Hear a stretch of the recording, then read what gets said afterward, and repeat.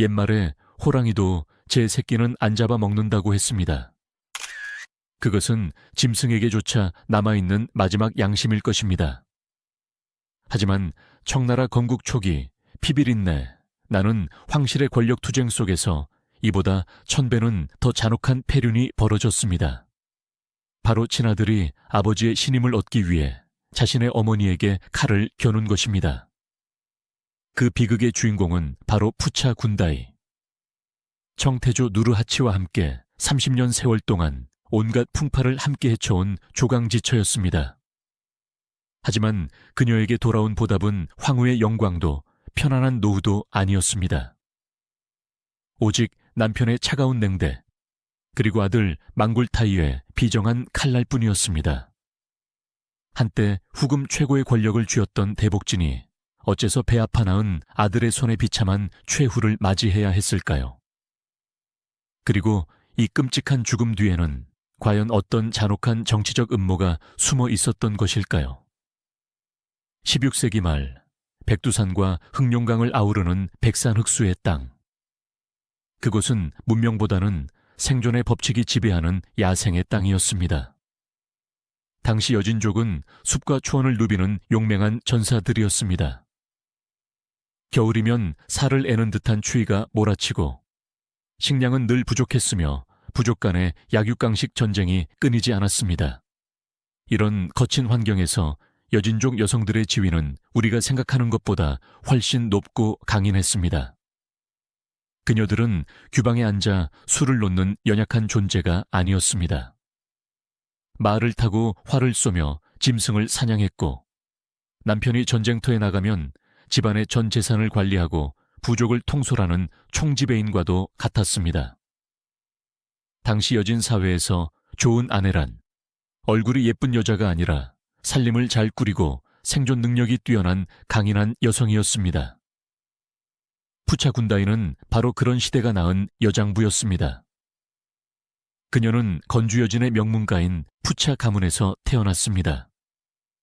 그녀의 이름 군다이는 만주어로 관리자 혹은 책임자라는 뜻을 가지고 있다고 합니다. 마치 그녀의 운명이 평생 누군가를 뒷바라지하고 관리해야 할 것임을 예견이라도 한 듯 말입니다. 푸차 군다이는 누르하치의 첫 번째 부인이 아니었습니다. 또한 누르하치 역시 군다이의 첫 번째 남편이 아니었습니다. 군다이는 누르하치와 결혼하기 전 치기가라는 남자와 결혼하여 아들을 낳고 살고 있었습니다. 그런데 놀랍게도 이 치기가는 누르하치의 사촌 형이었습니다. 운명의 장난이었을까요? 아니면 시대의 필연이었을까요? 전 남편 치기가가 세상을 떠나자 군다이는 당시 여진족의 고유한 풍습에 따라 누르하치와 재혼하게 됩니다. 이것이 바로 고구려나 부여의 역사에서도 찾아볼 수 있는 형사취수제입니다.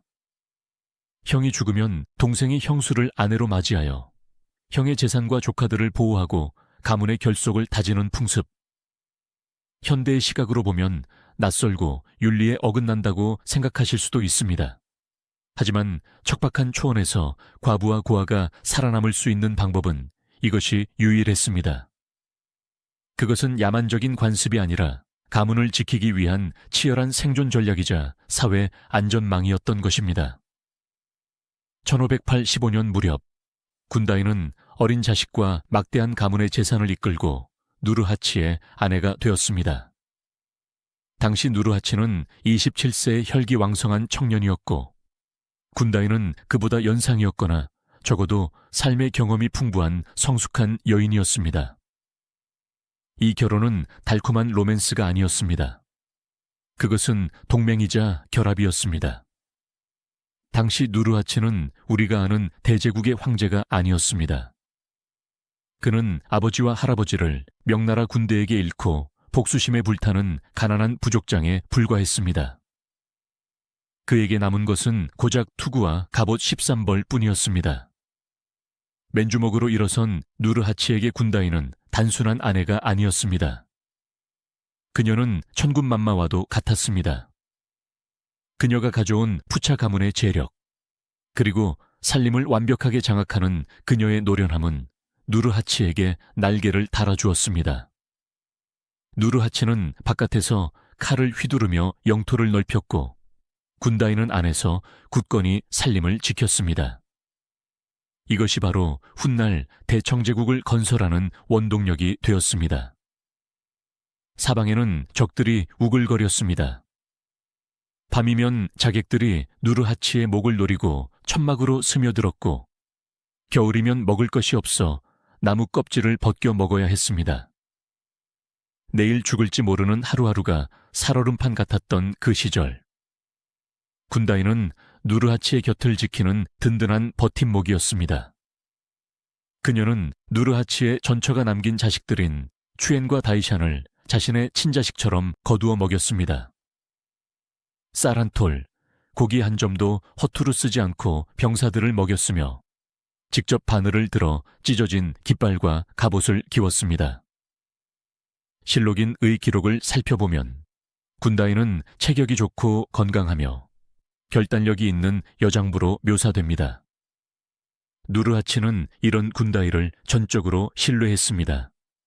그는 자신이 목숨 걸고 약탈해 온 모든 전리품과 금은보화를 군다이에게 맡겨 관리하게 했습니다. 그녀는 단순한 부인이 아니라 누르하치 군단의 보급관이자 참모였던 셈입니다. 누르하치는 그녀를 대복진, 즉 큰 부인이라 부르며 최고의 예우를 갖추었습니다. 이는 훗날 황후에 해당하는 자리입니다.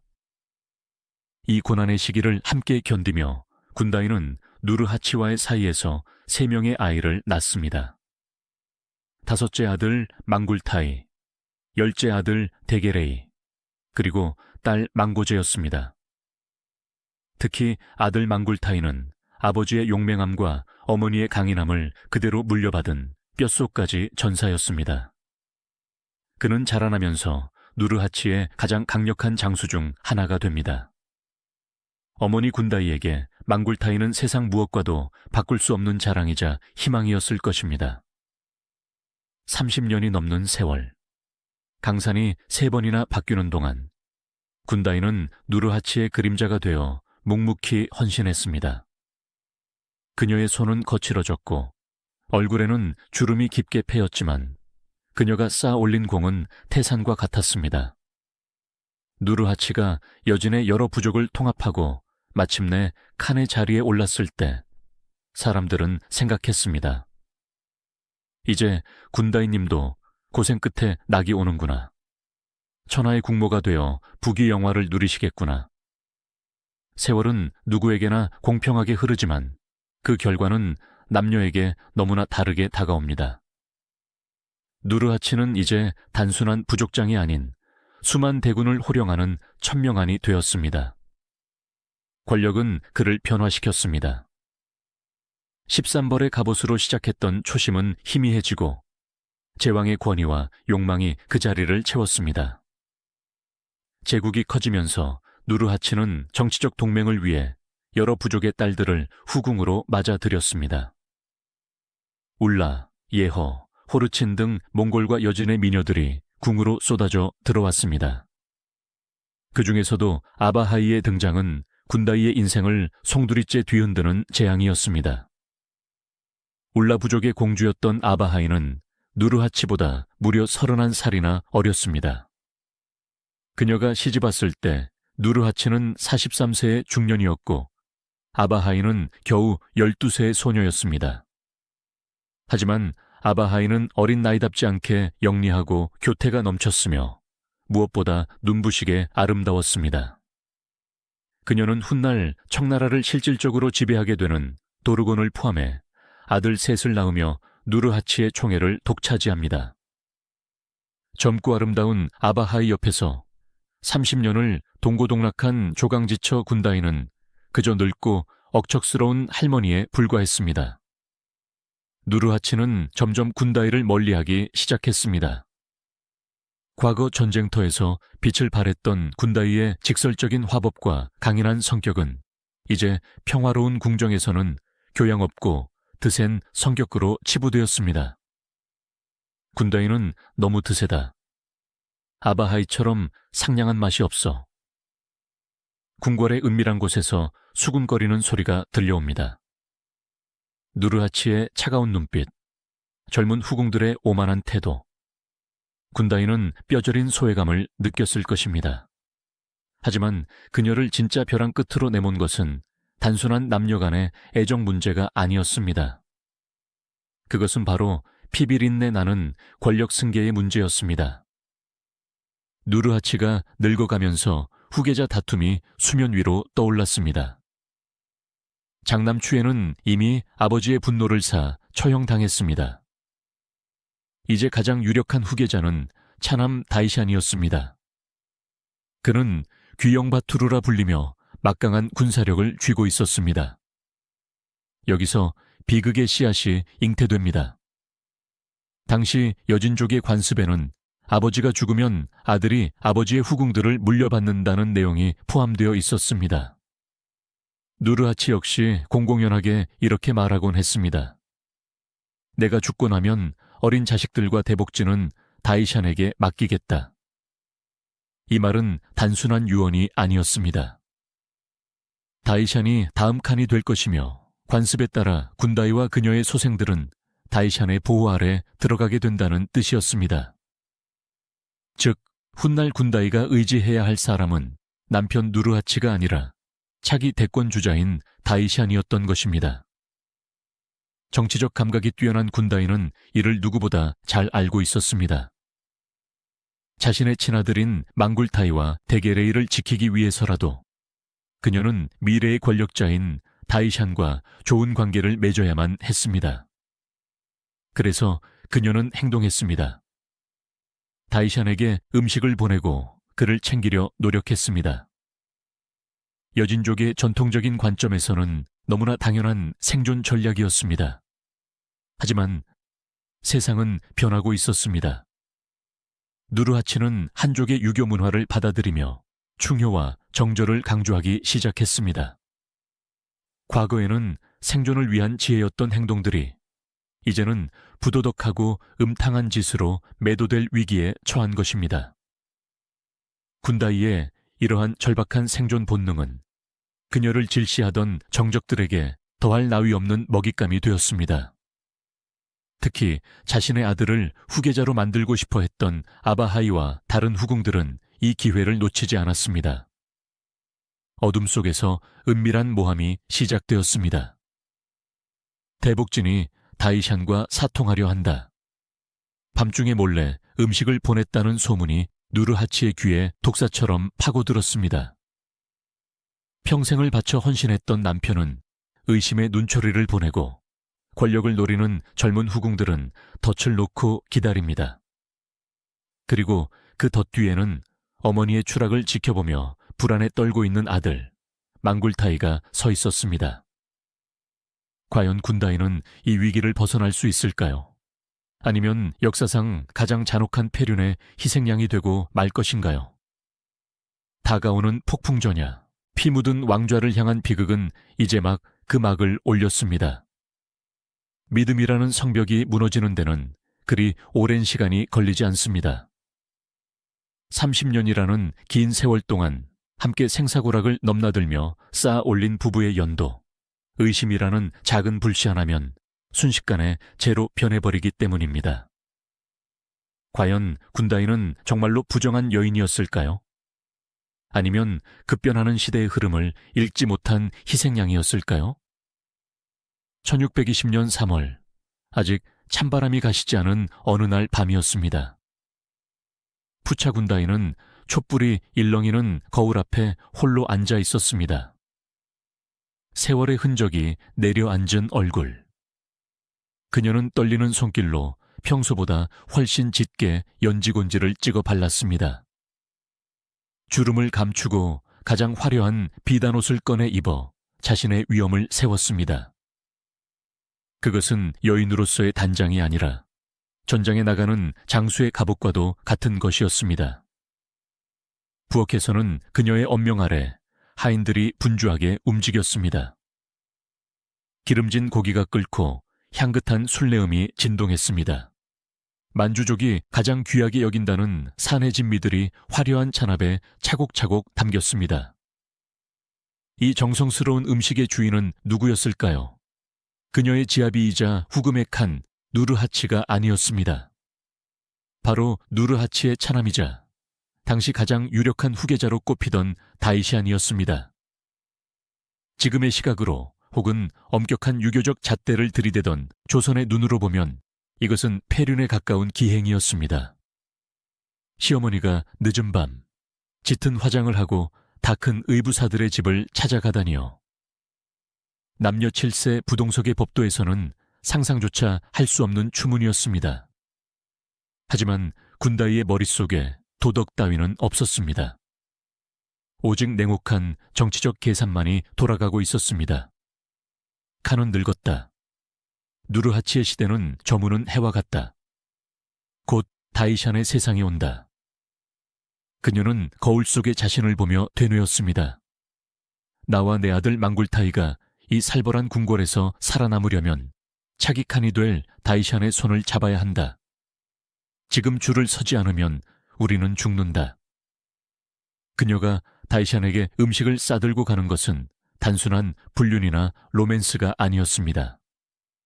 그것은 자신이 어릴 적부터 키운 다이샨에게 내가 너를 이만큼 아낀다는 것을 상기시키려는 감성적인 압박이자 훗날 자신과 친아들들의 안위를 보장받으려는 정치적 뇌물이었습니다.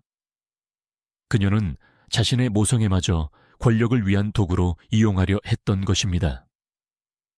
준비가 끝났습니다. 군다이는 화려하게 치장한 마차에 올랐습니다. 덜컹거리는 마차 바퀴 소리만이 고요한 밤의 정적을 깼습니다. 마차는 어둠을 뚫고 다이샨의 저택으로 향했습니다. 하지만 군다이는 치명적인 실수를 저질렀습니다.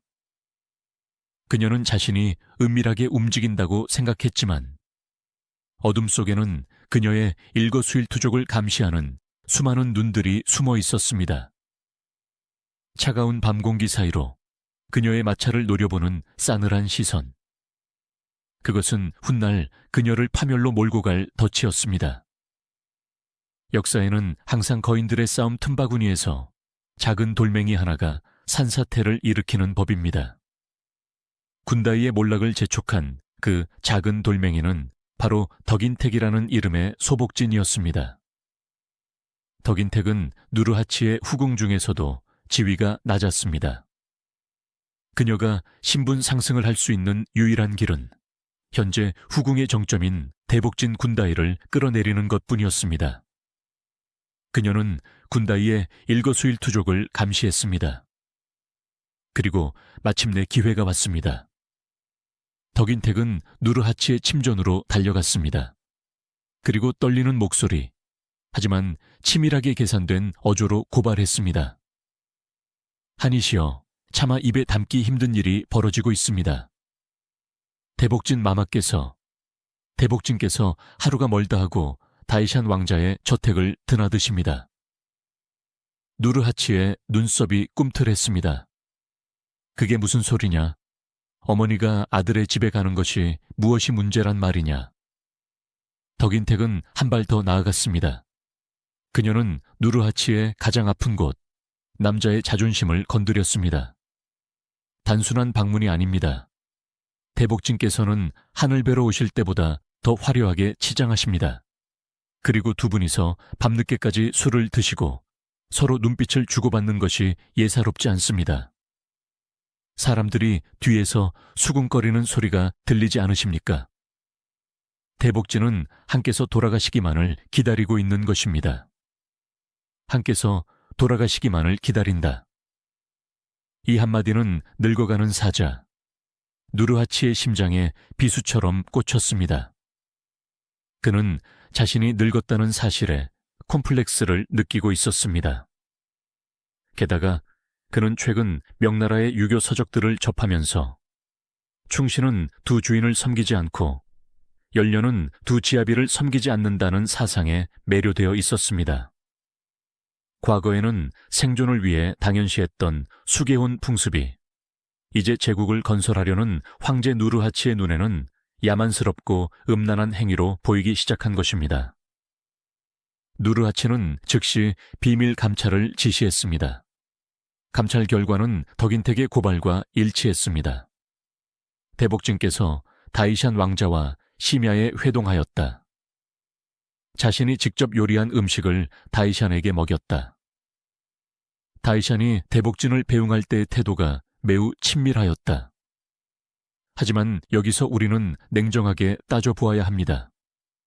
과연 두 사람 사이에 정말 남녀 간의 정이 있었을까요? 대다수의 역사학자들은 고개를 가로저으며 부정합니다. 당시 군다이는 이미 50대를 바라보는 나이였고 다이샨은 30대의 건장한 남성이었습니다. 두 사람의 만남은 정치적 연대였을 가능성이 훨씬 높습니다.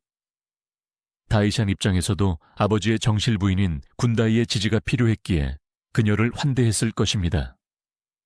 그러나 누르하치에게 진실은 중요하지 않았습니다. 그에게 중요한 것은 권위의 손상이었습니다. 자신이 아직 시퍼렇게 살아있는데 아내가 아들과 결탁하여 사후 대책을 논의한다. 이것은 가장에 대한 모독이자 황권에 대한 도전으로 받아들여졌습니다. 게다가 누르하치는 마음속으로 이미 군다이를 버리고 싶어 했습니다. 젊고 아름다운 아바하이에게 마음을 빼앗긴 그에게 군다이는 이제 처리하기 곤란한 과거의 유물일 뿐이었습니다. 이 사건은 누르하치에게 완벽한 명분을 제공했습니다. 그는 경노했습니다. 내가 아직 눈을 뜨고 있는데 감히 내 아내와 아들이 나를 송장 취급을 하는구나. 군다이, 네가 어찌 내게 이럴 수 있느냐. 궁궐이 발칵 뒤집혔습니다. 군다이는 영문도 모른 채 누르하치 앞에 끌려왔습니다. 그녀는 억울함을 호소했습니다. 하니시여, 이것은 우리 여진의 오랜 풍습이 아닙니까? 당신께서 직접 나 죽으면 다이샨에게 맡긴다고 하지 않으셨습니까? 저는 가문을 위해 미리 길을 닦아놓으려 했을 뿐입니다. 하지만 그녀의 항변은 오히려 누르하치의 화를 돋우었습니다. 옛 풍습을 들먹이는 그녀의 모습은 누르하치가 그토록 벗어나고 싶어하는 야만적인 과거를 상기시켰기 때문입니다. 설상가상으로 덕인택은 두 번째 카드를 꺼내 들었습니다. 그것은 바로 재산 은닉 혐의였습니다. 대복진께서는 한 몰래 막대한 양의 금은보화를 따로 빼돌려 자신의 친정 창고와 땅에 숨겨두었습니다. 이것은 공금 횡령이자 반역입니다. 상자가 열리고 쏟아져 나온 금괴들. 그것을 보는 순간 군다이의 얼굴은 사색이 되었습니다. 사실이었습니다. 그녀는 오랜 기간 동안 전리품의 일부를 몰래 모아두었습니다. 하지만 이 역시 군다이 입장에서는 억울한 면이 있습니다. 당시 여진족 사회는 사유재산의 개념이 희박했습니다. 모든 것은 칸의 소유였습니다. 하지만 군다이는 어머니였습니다. 그녀는 남편이 죽고 나면 자신과 자신의 친아들이 다른 형제들에게 밀려날 것을 걱정했습니다. 만약을 대비해 자식들에게 물려줄 비상금을 모아두었던 것입니다. 어머니로서의 본능적인 비자금 조성. 그러나 제왕의 입장에서 이것은 용서받지 못할 탐욕이자 배신이었습니다. 누르하치는 차갑게 웃었습니다. 그 웃음은 3000년 전, 전장에서 그녀와 함께 생사를 넘나들던 그 남자의 웃음이 아니었습니다. 너는 음탕함으로 가문의 명예를 더럽혔고 탐욕으로 나의 신뢰를 저버렸다. 네가 진정 나와 함께 나라를 세운 대복진이 맞더냐? 너는 도둑이다. 1620년 누르하치는 정역적인 조치를 내립니다. 푸차 씨를 대복진의 자리에서 폐한다. 그녀에게 내렸던 모든 권한을 박탈하고 서인의 준하는 대우를 하라. 모든 것은 하루아침에 무너져 내렸습니다. 만주 벌판을 호령하던 여걸, 수만 군사의 곡간 열쇠를 쥐고 흔들던 후금의 안주인, 푸차 군다이의 찬란했던 시대는 허무하게 끝이 났습니다. 그녀가 대복진의 자리에서 폐위되어 쫓겨나던 그날, 하늘에서는 마치 그녀의 앞날을 예고하듯 차가운 진눈개비가 흩날리고 있었습니다. 어제까지만 해도 그녀의 화려한 옷자락만 스쳐도 바닥에 머리를 지식이며 조아리던 궁녀와 내관들입니다. 그러나 권력이라는 비단옷이 벗겨지자 그들은 기다렸다는 듯 짐승의 본색을 드러냈습니다. 그들은 더 이상 그녀를 두려워하지 않았습니다. 오히려 그녀가 지나가는 뒤통수에 대고 삿대질을 하며 비웃음을 흘렸습니다. 꼴 좋다. 천년만년 갈 줄 알았더니 늙어서 주책을 부리다 결국 저 꼴이 나는구나. 이제 아바하이 마마의 세상이야.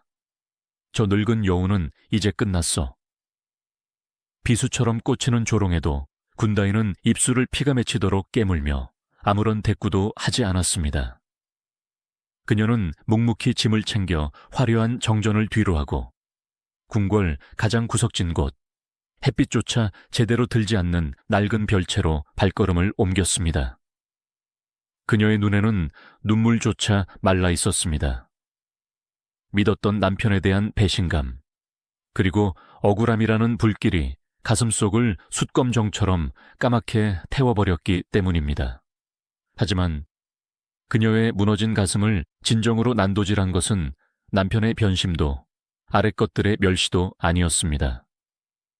그녀가 죄인처럼 고개를 숙이고 걷던 그 쓸쓸한 길목, 저 멀리 기둥 뒤 그림자 속에 숨어 그 모든 광경을 지켜보고 있던 한 남자, 바로 그녀가 자신의 목숨보다 더 사랑했던 아들 망굴타이였습니다. 어머니가 짐을 지고 비틀거릴 때 아들은 달려나가지 않았습니다. 달려가 짐을 들어주지도 그 서러운 눈물을 닦아주지도 않았습니다. 그는 마치 전염병 환자를 피하려는 듯 몸을 숨긴 채 차갑게 식은 눈으로 멀어지는 어머니의 뒷모습을 노려보고만 있었습니다. 그 순간 망굴타이의 머릿속을 지배한 것은 어머니를 향한 슬픔이나 동정이 아니었습니다. 그의 머릿속은 오직 자신의 안위를 걱정하는 이기적인 공포로 꽉 차 있었습니다. 어머니 때문에, 어머니의 저 어리석은 행동 때문에 내 목숨까지 위태로워졌다. 그의 눈동자가 불안하게 흔들리며 식은땀이 흘러내렸습니다. 아버지는 의심이 많은 분이다. 어머니를 버리셨으니 그 핏줄인 나도 미워하실 게 뻔해. 만약 아버지가 나를 어머니와 한통속이라 여기신다면, 아니, 다이샨 형님과 내가 역모를 꾸몄다고 오해하신다면, 그의 뇌리에 끔찍한 기억 하나가 스쳐 지나갔습니다. 바로 자신의 이복형이자 누르하치의 장남이었던 추옌의 죽음이었습니다. 아버지, 누르하치는 자신의 권력에 위협이 된다면 친자식이라도 가차없이 죽이는 냉혹한 군주였습니다. 나라고 다르겠는가? 나라고 살려두실까? 나도 추옌 형님처럼 개죽음을 당할 수는 없다. 권력욕에 눈이 멀고 생존 본능에 잡아먹힌 아들에게 몰락한 어머니는 더 이상 지켜야 할 가족이 아니었습니다. 그녀는 자신의 앞길을 막는 거대한 장애물이자 하루빨리 도려내야만 내가 살 수 있는 썩은 살점일 뿐이었습니다. 군다이는 멀어지는 아들의 시선을 느꼈을까요? 어쩌면 그녀는 직감했을지도 모릅니다. 자신이 배 아파 낳은 저 아이가 언젠가 자신에게 가장 큰 고통을 안겨줄 비수가 되어 돌아올 것임을 말입니다. 바람이 더욱 거세게 불며 궁궐의 붉은 벽을 때렸습니다. 대복진의 폐위는 단순한 몰락이 아니었습니다. 그것은 인륜을 저버린 더 끔찍하고 잔혹한 피해 비극 그 서막에 불과했습니다. 1620년 후금의 정국은 언제 깨질지 모르는 살얼음판과 같았습니다. 어머니 군다이가 불륜과 횡령이라는 치욕스러운 죄목으로 유폐되자 가장 큰 타격을 입은 것은 다름 아닌 그녀의 아들 망굴타이였습니다. 망굴타이는 누구입니까? 누르하치의 5번째 아들이자 4대 버일러 중 한 명으로 꼽히는 강력한 장수입니다. 전장에서는 귀신도 때려잡을 만큼 용맹한 전사였지만 정치판에서는 그저 투박하고 단순한 무인에 불과했습니다. 그런 그에게 어머니의 몰락은 곧 자신의 정치적 사형 선고나 다름없었습니다. 망굴타이의 상상 속에서 아버지 누르하치는 자비로운 부모가 아니라 실수한 자식을 가차없이 물어뜯는 굶주린 호랑이였습니다. 밤마다 그는 악몽에 시달렸습니다. 아버지가 자신에게서 병권을 빼앗고 차가운 감옥에 가두는 꿈. 가만히 있어서는 안 된다. 아버지가 나를 어머니와 한 묶음으로 처리하기 전에 내가 먼저 움직여야 한다.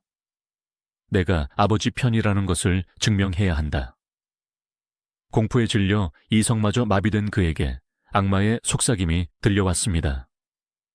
누군가는 그것이 간신들의 부추김이었다고 하고 누군가는 망굴타이 내면 깊숙한 곳에 숨어있던 비열한 본능의 소리였다고 합니다. 버일럿이여, 결단하셔야 합니다. 칸의 의심을 거두고 당신의 충성심을 증명할 방법은 단 하나뿐입니다.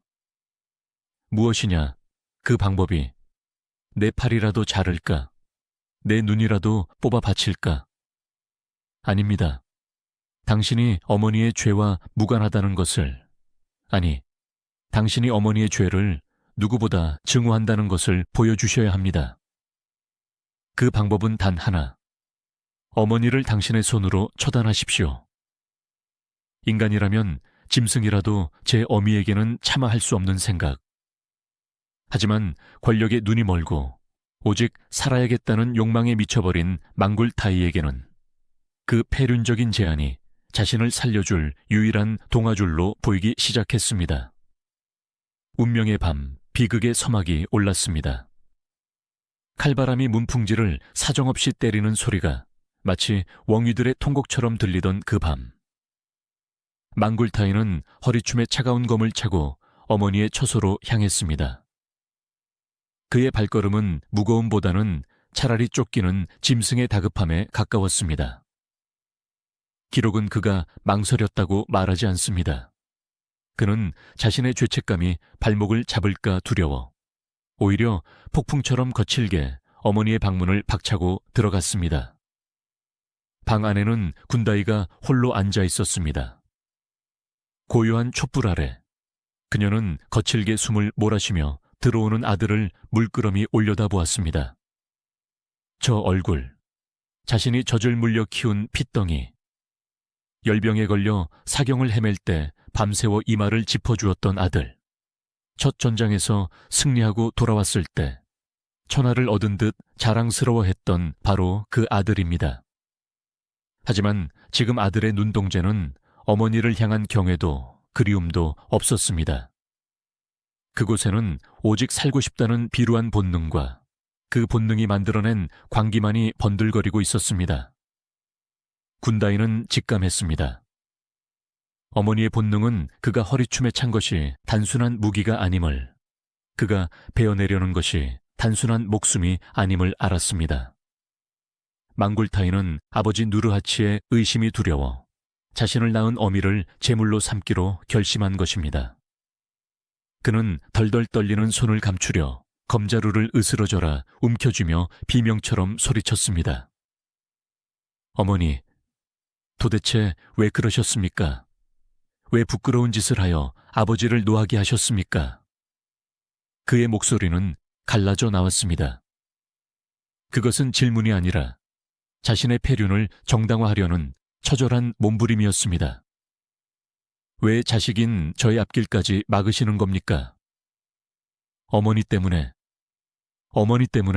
제가 죽게 생겼단 말입니다.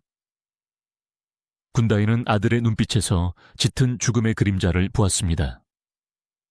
그러나 그녀의 가슴에 차오른 것은 공포가 아닌 비통함이었습니다.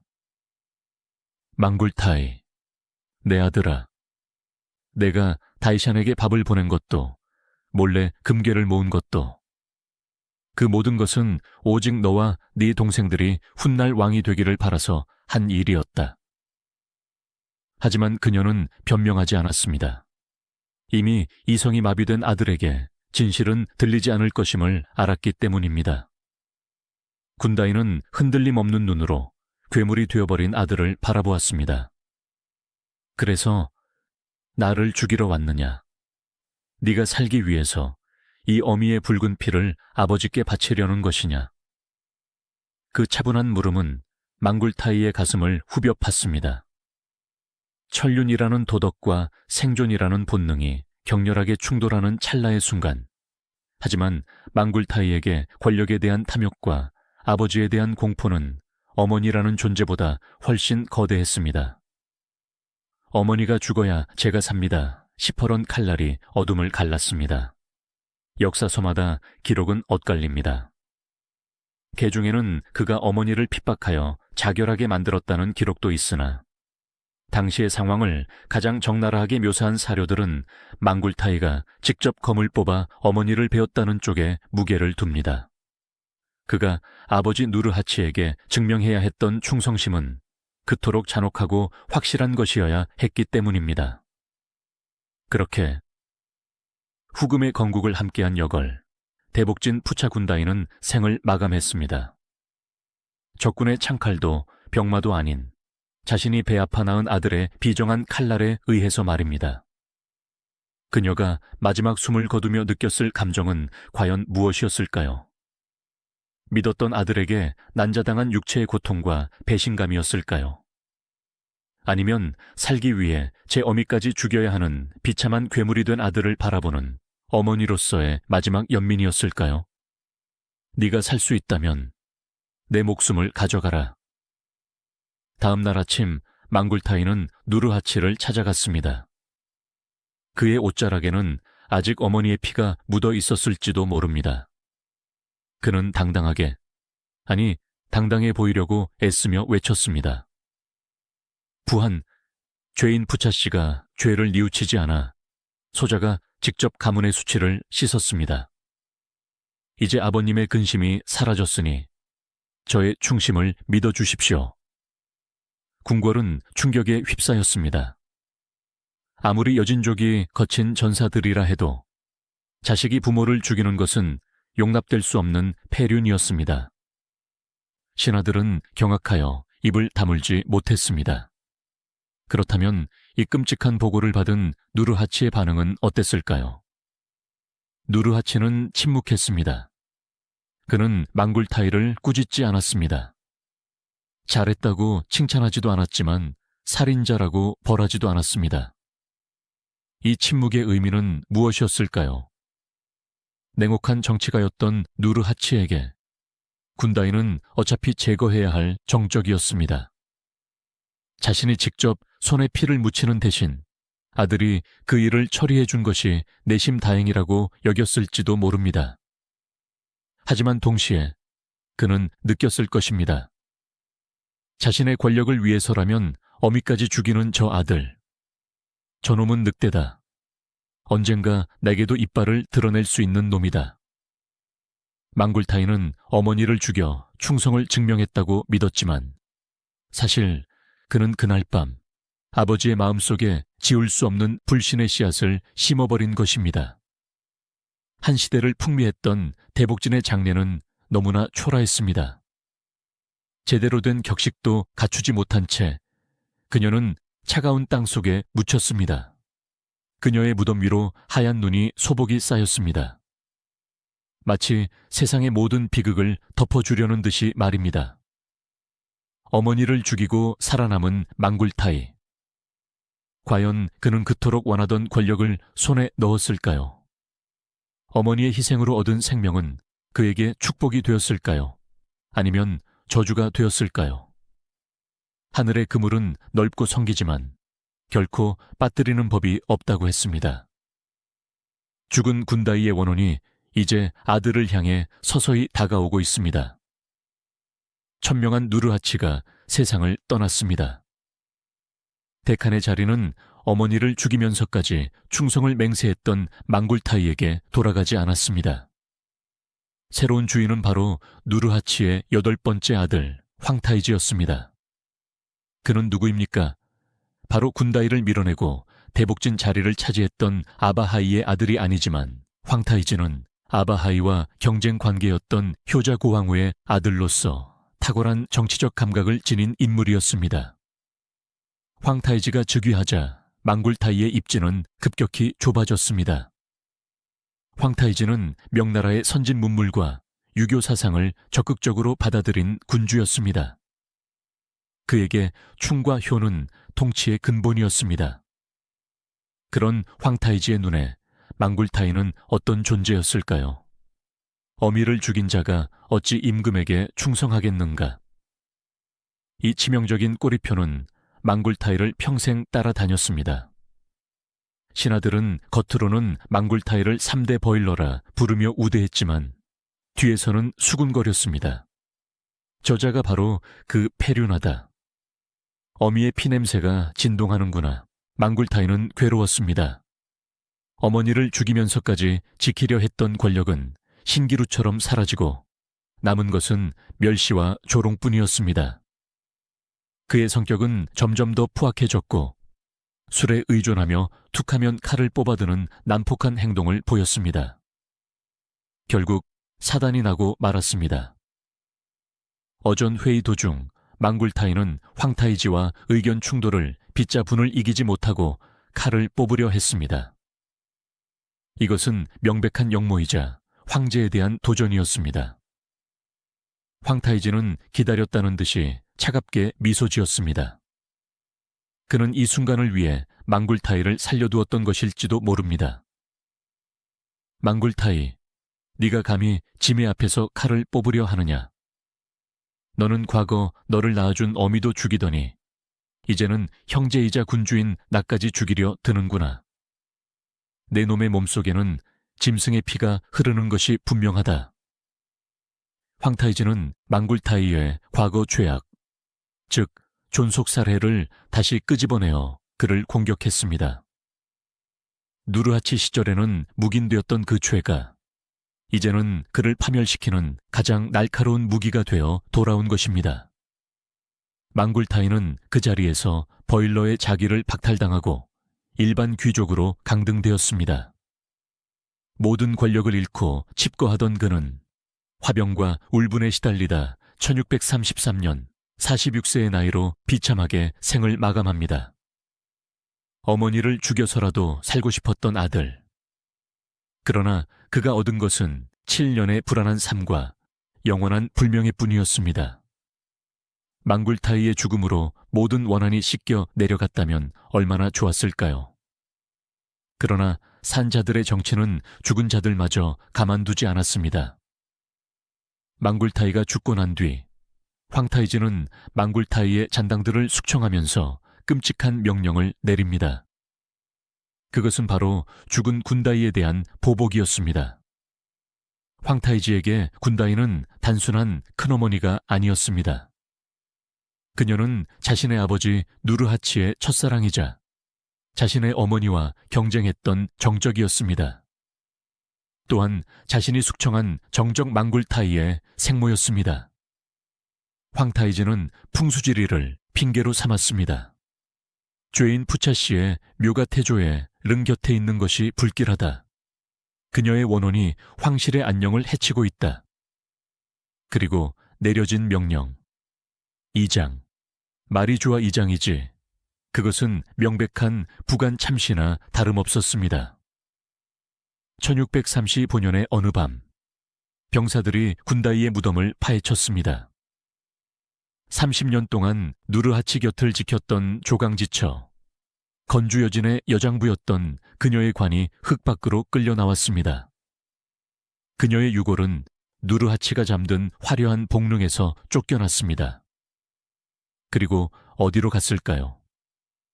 그녀는 황실 묘역 바깥, 이름 없는 초라한 땅에 아무렇게나 다시 묻혔습니다. 제사도 비석도 허락되지 않았습니다. 살아서는 남편에게 버림받고 아들에게 죽임을 당했던 여인. 죽어서는 의부사들에게 무덤마저 파헤쳐지는 수모를 당한 여인. 역사상 이토록 철저하게 짓밟힌 여인이 또 어디에 있을까요? 이것이 바로 청나라 황실이 감추고 싶어 했던 건국의 흑역사입니다. 청나라는 이후 중국 대륙을 지배하며 효의 나라임을 자처했습니다. 강희제, 걸륭제와 같은 성군들은 부모에게 효도하는 것을 최고의 미덕으로 가르쳤습니다. 그렇기에 더더욱 그들은 시조인 누르하치 시대에 벌어진 이 끔찍한 폐륜, 아비는 조강지처를 벌이고 아들은 어미를 죽이고 형제는 그 어미의 무덤을 파헤친 사건을 역사에서 지워야만 했습니다. 을 비롯한 정사 기록에서 푸차 군다이의 이름은 희미해졌습니다. 그녀의 공적은 축소되었고 그녀의 비극적인 죽음은 병사나 모호한 표현으로 덮어졌습니다. 하지만 진실은 송곳과 같아서 주머니 속에 감출 수 없는 법입니다. 과 같은 원본 사료들, 그리고 민간에 떠도는 이야기들은 이 비극을 끈질기게 기억하고 전승해 왔습니다. 오늘날 심양에 있는 누르하치의 무덤인 복릉에 가보면 황후의 자리는 효자고황후와 효열무황후가 차지하고 있습니다. 정작 가장 힘들었던 시절, 누르하치의 곁을 지켰던 진짜 아내, 군다이의 자리는 그 어디에도 없습니다. 그녀는 영혼조차 쉴 곳을 찾지 못한 채 만주의 차가운 바람 속에 흩어지고 말았습니다. 역사는 승자의 기록이라는 말이 있습니다. 청나라 황실은 건국 초기의 야만적인 모습을 후대에 보여주기 싫어했습니다. 특히 아들이 어머니를 죽였다는 폐륜은 유교를 통치 이념으로 삼은 황제들에게는 감추고 싶은 치부였습니다. 공식 역사서인 을 보면 군다이의 죽음은 매우 모호하게 처리되어 있습니다. 푸차 씨가 죄를 지어 폐위되었고 얼마 후 병으로 죽었다거나 스스로 목숨을 끊었다는 식으로 기술되어 있습니다. 마치 그녀가 자연사했거나 죄책감에 자결한 것처럼 꾸며놓은 것입니다. 하지만 가공되지 않은 날 것 그대로의 기록인 은 다릅니다. 이 책은 누르하치 시대 만주어로 기록된 실시간 업무 일지입니다. 여기에는 당시의 상황이 훨씬 더 적나라하게 묘사되어 있습니다. 망굴타이가 칼을 뽑았다는 정황, 누르하치가 그것을 묵인했다는 암시, 그리고 군다이가 처절하게 저항했다는 흔적들이 고스란히 남아 있습니다. 역사학자들은 말합니다. 청황실은 존속살해라는 오명을 씻기 위해 망굴타이의 살인 행위를 의도적으로 삭제하거나 축소했다. 즉, 우리가 알고 있는 점자는 청나라 역사는 사실 수많은 피와 비명을 지우개로 지워버린 결과물이라는 것입니다. 두 번째 쟁점은 죄의 유무입니다. 군다이에게 씌워진 가장 큰 죄목은 음행, 즉 시동생이 될 뻔한 다이샨과 사통했다는 것이었습니다. 하지만 현대의 역사학자들과 문화인류학자들은 군다이에게 무죄를 선고합니다. 왜냐고요? 이것은 문화의 충돌이 빚어낸 비극이기 때문입니다. 당시 여진족 사회에서 형사취수나 수개호는 너무나 당연한 사회보장제도였습니다. 군다이가 다이샨에게 밥을 싸들고 가고 잘 보이려 했던 것은 바람을 피운 것이 아닙니다. 그녀는 여진족의 전통 관습에 따라 미래의 남편이 될지도 모르는 사람에게 사전요를 갖춘 것입니다. 문제는 누르하치의 기준이 변했다는 점입니다. 누르하치는 한족 지식인들을 등용하면서 유교 성리학을 받아들였습니다. 어제까지는 전통이었던 행동이 오늘 갑자기 폐륜과 간통으로 둔갑해버린 것입니다. 군다이는 억울하게 외쳤을 것입니다. 나는 우리 부족의 법을 따랐을 뿐인데 왜 나를 음탕한 여자라 부르는가? 그녀는 죄를 지은 것이 아닙니다. 단지 변화하는 시대의 속도를 따라가지 못한 죄, 그리고 이미 마음이 떠난 남편의 핑계거리가 된 죄밖에 없었습니다. 세 번째 쟁점, 그리고 가장 소름 끼치는 의문은 바로 누르하치의 역할입니다. 많은 사람들은 아들 망굴타이를 비난합니다. 어떻게 자식이 어미를 죽이냐고요. 하지만 역사 법정의 진짜 피고인은 망굴타이가 아니라 아버지 누르하치일지도 모릅니다. 누르하치는 산전수전을 다 겪은 노련한 정치가였습니다. 그가 과연 아들이 어머니를 죽이러 간다는 것을 몰랐을까요? 자신의 궁궐 안에서 일어나는 일을 천하를 통일한 칸이 모르고 있었다는 것은 말이 되지 않습니다. 학계의 지배적인 시각은 묵시적 승인 혹은 교사입니다. 누르하치 입장에서 군다이는 골칫덩어리였습니다. 그녀는 너무 강했고 너무 많은 비밀을 알고 있었으며 정치적으로 부담스러웠습니다. 하지만 자신이 직접 조강지처를 죽이면 의리 없는 놈이라는 비난을 받을 것입니다. 그때 겁에 질린 아들 망굴타이가 나섭니다. 누르하치는 차가운 침묵으로 아들에게 신호를 보냈을 것입니다. 네가 처리해라. 그러면 너를 용서하겠다. 결국 망굴타이는 아버지의 손에 피를 묻히지 않게 하기 위해 대신 칼을 든 사냥가에 불과했을지도 모릅니다. 호랑이는 직접 사냥하지 않고 늑대를 시켜 토끼를 물어 죽이게 한 뒤 나중에는 그 늑대마저 피냄새가 난다며 내쳐버린 것입니다. 이것이 바로 비정한 권력의 속성입니다. 역사는 때로 우리에게 묻습니다. 위대한 제국의 영광은 무엇으로 쌓아 올려지는가? 우리가 아는 대청제국은 강희제, 옹정제, 건륭제로 이어지는 찬란한 태평성대의 나라입니다. 중국 역사상 가장 넓은 영토를 지배했고 화려한 문화를 꽃피웠습니다. 청나라 황제들은 입만 열면 이효치국을 외쳤습니다. 즉, 효도로서 나라를 다스린다는 뜻입니다. 그들은 부모에게 효도하는 것이 모든 도덕의 근본이라 가르쳤고 충신과 효자에게 상을 내렸습니다. 하지만 참으로 기이하지 않습니까? 가장 효를 강조했던 이 제국의 첫 페이지가 가장 끔찍한 불효와 폐륜으로 얼룩져 있다는 사실이 말입니다. 첫 번째로 우리가 주목해야 할 것은 권력의 위선입니다. 누르하치와 황타이즈는 제국을 건설하기 위해 두 가지 얼굴을 가져야 했습니다. 하나는 만주족을 통합하는 강력한 칸의 얼굴이었고 다른 하나는 한족 지식인들을 포섭하기 위한 인자한 유교 군주의 얼굴이었습니다. 하지만 군다이와 망굴타이의 비극은 이 두 얼굴이 충돌할 때 어떤 참사가 일어나는지를 보여줍니다. 누르하치는 필요할 때는 여진족의 야만적인 힘을 이용했고 필요가 없어지자 유교적인 도덕을 내세워 아들을 숙청했습니다. 결국 효라는 가치는 황제들에게 통치의 수단이자 정적을 제거하는 무기에 불과했습니다. 만약 망굴타이가 어머니를 죽이지 않았다면 그는 아버지의 뜻을 거역한 불충한 자로 몰려 죽었을 것입니다.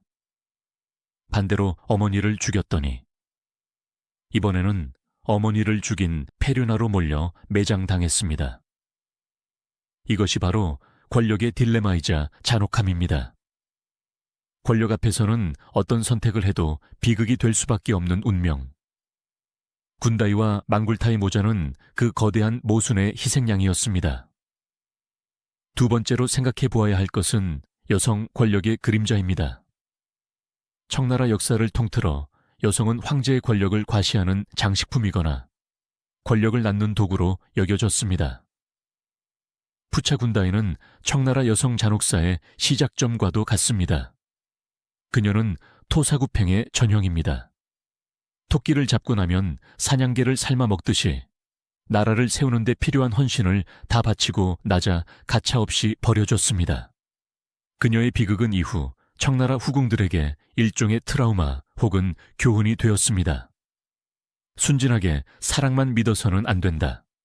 살기 위해서는 권력을 잡아야 한다. 어쩌면 훗날 청나라 말기 나라를 뒤흔들었던 서태후의 등장은 우연이 아닐지도 모릅니다.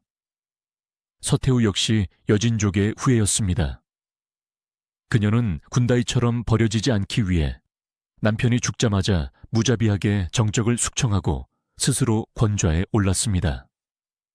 군다이의 죽음은 청나라 여성들에게 권력 없는 여성의 말로가 얼마나 비참한지를 뼈저리게 보여준 역사적 반면교사였던 셈입니다. 마지막으로 피의 대물림입니다. 불교에는 업보라는 말이 있습니다. 어머니의 피 위에 세워진 제국은 과연 평안했을까요? 놀랍게도 청나라 황실의 역사는 끊임없는 골육상쟁의 연속이었습니다. 누르하치의 아들들은 서로 죽고 죽였습니다.